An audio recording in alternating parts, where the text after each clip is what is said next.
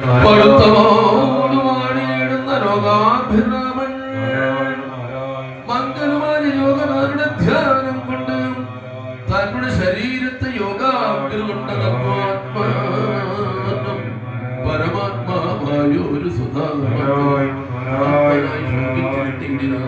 സ്വയം പ്രഭ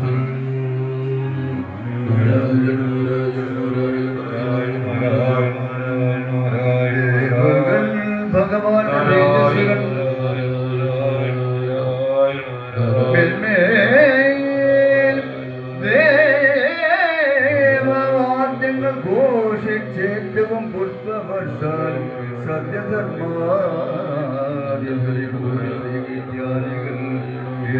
വിട്ടച്ചേറ്റം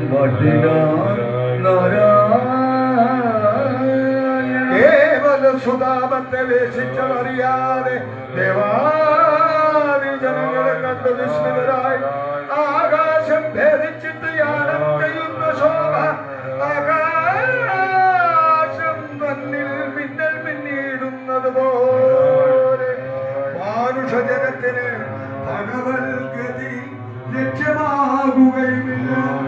ഓം പോലെ വ്യോമനി നിന്നുജാമില്ലല്ലോ താമസമില്ലാതടങ്ങുന്നത് പോലെ തന്നെ കേവലാത്മാവിൽ നിന്ന് വിദ്യുത്യാലോകം കേവലം അതിൽ തന്നെ മുതലാകുകയും ചെയ്ത് ബ്രഹ്മരുദ്രാദി ദേവഗണങ്ങൾ ഭഗവാന്റെ നിർമ്മല യോഗഗതികൾ യോഗയോഗേശ്വരായ ശങ്കരൻ തനിക്കുള്ളിൽ യോഗവൈഭവം കണ്ട് ചിത്തകൗതുകമുണ്ടായി പിന്നെ ദേവാദിഗണമേറ്റവും സ്തുതി ചെയ്തു. ദേവാദിഗണമേറ്റവും സ്തുതി ചെയ്തു ചെന്ന് അവരവർ സ്ഥാനത്തിൽ മരുവിനാൾ കൃഷ്ണൻ ജനിച്ചെന്ന ജീവന്റെ ഗതിയോർത്താൽ നിർണയം 125 മനവാപ്പരത്തനിക്ക് ഓരോരോ കാര്യങ്ങൾ വന്നിടും. ജനിവൃതി സർവവും മായയാനി തങ്ങളുടെ മായ വിലാസത്തിനാൽ ഒന്നുമേ പരമാത്മാ തനിക്കില്ല.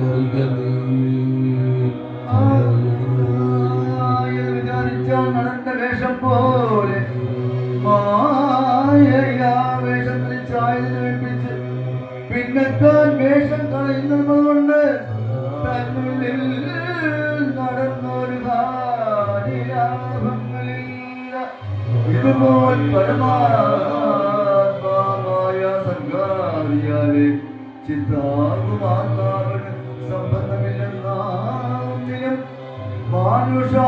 മാനുഷാദികളായ ജനങ്ങൾ നമ്മെ പോലെ ജനനാദികൾ കൊണ്ടും ഭഗവാൻ തനിക്കില്ല. യാതൊരു ഭഗവാന്റെ ഗുരുപുത്രനെ യമലോകത്തു ചെന്നു കൊണ്ടുവന്നു നൽകിയവർക്ക് ബാണയുദ്ധത്തിൽ മൃത്യുശാസനം ജയിച്ചില്ല. പ്രാണനില്ലാത്തതെങ്കിൽ പ്രാണനെ നൽകിയില്ലയോ? ഇങ്ങനെയെല്ലാം ജഗിച്ചേകാത്മാവായിക്കൊണ്ട് മണ്ണിടവും സൃഷ്ടിസ്ഥിതി സംഹാരം ചെയ്യുന്നൊരു ഭഗവാൻ കാട്ടാളന്റെ അമ്പിനാൽ ദേഹമതും വാക്കില വിഗതമാക്കിയെന്ന് ചൊൽവതത്രയും ചിത്രം. സകലമായകൾക്കും മായാം ശക്തിധരൻ സകലയായിരിക്കും മായയ്ക്ക് പണിയായിട്ടിരിക്കും ഭഗവാൻ. ദേഹമെന്തെന്നു ചൊല്ലൂ ഇത്തരം പല പല വസ്തുവിൻ കാരണമായി ചിത്തായി തന്യമില്ലാതിരിക്കും ഭഗവാനും.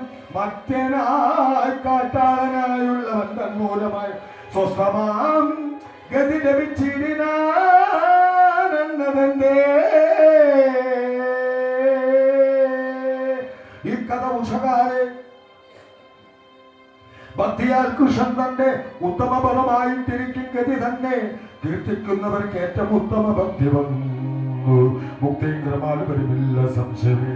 ദ്വാരകന്താരുവിൽ പ്രാപിച്ച വസുദേവരുദ്രസേനാദിയെയും വണങ്ങി വൃത്താന്തവും അറിയിച്ചതു നേരം കൃഷ്ണന്റെ വിനാശവും അറിഞ്ഞു. വൃഷികതൻ നാശാദി സമസ്തവും നിരവധി വീരന്മാരും മോഹിച്ചു ഭൂമൗ വീണു. താപത്തോട് ഉണർന്നിരുന്ന അങ്ങനെ കൃഷ്ണവൃദ്ധം പറഞ്ഞു ജാതിനാശ ശബ്ദമാം അസ്ത്രമേറ്റും പരിചോടേറ്റം മോഹജേതസാവസുദേവൻ ദേവകീ ലോകിനിയും ആദ്യമായി സമസ്തരും ദുഃഖേന പുറപ്പെട്ട മുതലായവർ തന്നെ ഒക്കെയും വന്നു കണ്ടു ദുഃഖിച്ച പലതരം ഉൾക്കാമ്പിൽ ശോകത്തോടെ വസുദേവരും പിന്നെ ദേവകീ രോഹിണിയും കൃഷ്ണ ചൊല്ലി കേവലമുറപ്പിച്ച ദേഹത്യാഗവും ചെയ്ത് മുക്തരായി വന്നിതതു കണ്ടൊരു നേരത്തിങ്കിൽ ഉത്തമനായ നാരീ രേവതി രാമൻ തന്നെ ചിന്തിട്ട് അഗ്നി തന്നിൽ ചാടി തൻ ദേഹത്യാഗം ഹന്താ വേഗേന ചെയ്തു രാമങ്ങൾ ചെന്നായി അവൾ നാരികൾ അവരവർ നമ്മുടെ ഭർത്താക്കളെ പാരമാലിംഗനേന അഗ്നിയിൽ പ്രവേശിപ്പിച്ച് ശ്രീകൃഷ്ണ ഭക്തിമാരാരും മുതലായവർ ശ്രീകൃഷ്ണ ധ്യാനത്തോട് അഗ്നിയിൽ പ്രവേശിച്ചു തന്നുടെ ദേഹം പോയത് ഏതും അറിയാതെ ചെന്നവരവരവർ കാരണേന ചേർന്നുകൊണ്ടാൽ പിന്നെ അർജുനൻ കൃഷ്ണൻ തന്നുടെ യോഗത്താൽ ഖിന്നനായി മുന്നം ഭഗവാൻ ഉപദേശിച്ചൊരു ജ്ഞാനത്താൽ വിവേകിച്ചു സ്വസ്ഥരായി ധൈര്യമൃതരായി ദിവബുക്ക് യാദവ ബന്ധുക്കൾക്ക് പിതൃകർമ്മങ്ങളെയും ചെയ്യിപ്പിച്ച അനന്തരം കൃഷ്ണനാൽ തെക്കമായ ദ്വാരകാപുരി തന്നെ തൽക്ഷണം സമുദ്രവും മാധവാലയം വിരാവൊക്കെയും മുക്കി വാസവി കാണേ തന്നെ മാധവാലയമതും ഭഗവത് രൂപത്തെയും ചേതസി ചിന്തിപ്പോർക്ക് സർവമംഗലം ഫലം ദ്വാരക തന്നിലബ്ധി പറന്നു വരും മുമ്പേ യാദവകുല ശേഷമുള്ള നാരികളെയും ബാലന്മാരെയും ഒക്കെ കൊണ്ട് നിൻ പിതാമഹൻ കാലമേ പോന്നിട്ടിന്ദ്രപ്രസ്ഥവം പൊക്കുപിന്നെ വജ്രനെ രാജാവാക്കി അഭിഷേകം ചെയ്ത് അർജുനൻ അസ്ഥിരമാമ്പുരിയിൽ പൊക്കുപിന്നെ ഭ്രാതാക്കളോടും കൃഷ്ണനാദി ബന്ധുക്കൾ തന്നെ അധികാരം കേൾപ്പിച്ചെല്ലാവരും ഒരുമിച്ച് നിന്നുടെ പിതാമഹന്മാർ അവരേവരുമായി നന്നായി രാജ്യത്തിങ്കിൽ അഭിഷേകം ചെയ്തു മന്നവാ